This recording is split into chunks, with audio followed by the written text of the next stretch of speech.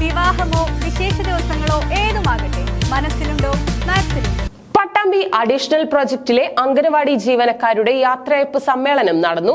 ICDS supervisor Usha ഉദ്ഘാടനം ചെയ്തു.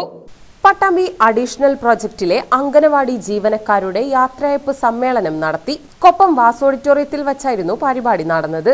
ICDS supervisor Usha ഉദ്ഘാടനം ചെയ്തു. നമ്മുടെ ഈ ഒരു റിട്ടയർമെന്റ് എന്നുള്ളത് നമ്മൾ ആദ്യമേ കുറിച്ച് വെച്ചിട്ടുള്ളതാണ്. 62 വയസ്സ് സർവീസ് ബുക്കിൽ നമ്മളിപ്പോഴും പറയുന്നതാണ്, എഴുതി വെച്ചിട്ടുള്ളതാണ് റിട്ടയർമെന്റ്. എന്തായാലും ഇത് പട്ടാമ്പി ICDSനെ സംബന്ധിച്ച് നമുക്ക് ഈ വർഷം വലിയൊരു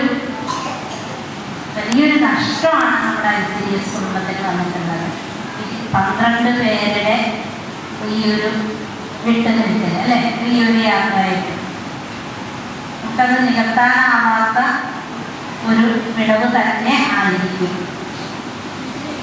എന്നാൽ നമ്മൾ സർവീസിൽ ഇരിക്കുമ്പോൾ അത് കൂടാതെ കഴിയാത്ത ഒരു സംഭവമായതുകൊണ്ട് നമുക്ക് അത് അനിവാര്യമാണ്. സൂപ്പർവൈസർ ജയശ്രീ അധ്യക്ഷത വഹിച്ചു.